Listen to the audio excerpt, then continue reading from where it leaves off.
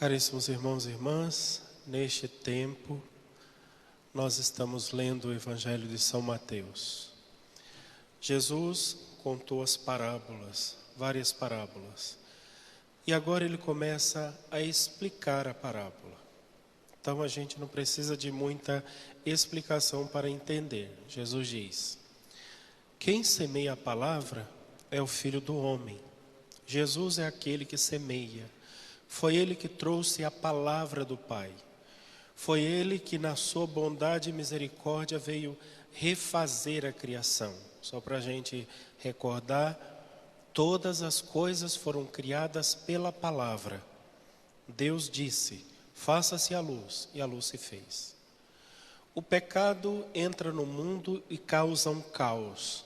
Tudo fica desordenado. A semente que o Filho vem trazer, a palavra do Filho é reorganizar este caos e voltar à beleza e à ordem do cosmo. Então, aquele que vem para semear é o Filho do Homem. O campo é o mundo. O mundo aqui quer dizer as pessoas, todas as pessoas. É no coração das pessoas que a semente de Deus vem ser semeada. O joio são os que pertencem ao maligno, e o trigo são os homens bons. E quem é que pertence ao maligno?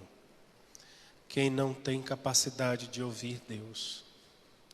A gente até justifica dizendo assim: não, ele não vai na igreja, ele é uma pessoa boa, ele não rouba, ele não mata, ele não faz mal a ninguém, ele cuida da vida dele, trabalha, faz tudo certinho, tá?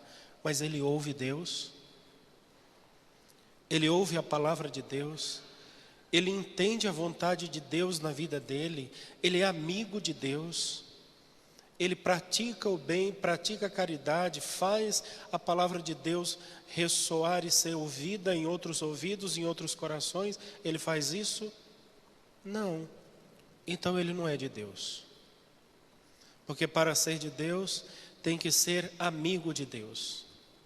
Tem que comungar Jesus. O próprio Cristo diz: eu sou o pão da vida, aquele que come a minha carne e meu sangue permanece em mim, e eu ressuscitarei no último dia. Quem não come da minha carne e não bebe o meu sangue não faz parte de mim. E aí ele diz: no final haverá o dia da grande colheita. Os anjos são ceifadores. E os anjos virão com a foice na mão, como os trabalhadores quando vê o campo de trigo maduro. Eles virão com a foice na mão e vai recolher o trigo e separar o trigo do joio. O trigo será levado para se transformar no pão eterno de Deus. O joio será jogado no fogo, e ele diz aqui: será queimado no fogo que não se apaga. É bem simples, a gente precisa só fazer as contas, né? A verdade é que neste nosso mundo em que nós estamos agora, existe uma luta, uma guerra que é travada entre o bem e o mal. Uma guerra que é travada entre os filhos da luz e os filhos das trevas. Uma guerra que é travada entre os filhos de Deus, os filhos do Cristo, os seguidores de Jesus, e aqueles que são filhos do diabo. Ele diz assim: os que não entrarão no reino do céu são aqueles que pecam e fazem os outros pecar, que levam os outros. Às vezes a pessoa dissimuladamente dizendo: não, você vai na igreja, mas não tem perigo não, pode fazer isso, não tem problema não. Deus perdoa, está tudo certo. O pecado é o mal social, as coisas más é quando você não respeita a natureza, quando você não ama os animais, quando você não sei o quê, e começa com um monte de bobagem. E começa a ensinar outras pessoas a viverem o mal e a fugirem de Cristo.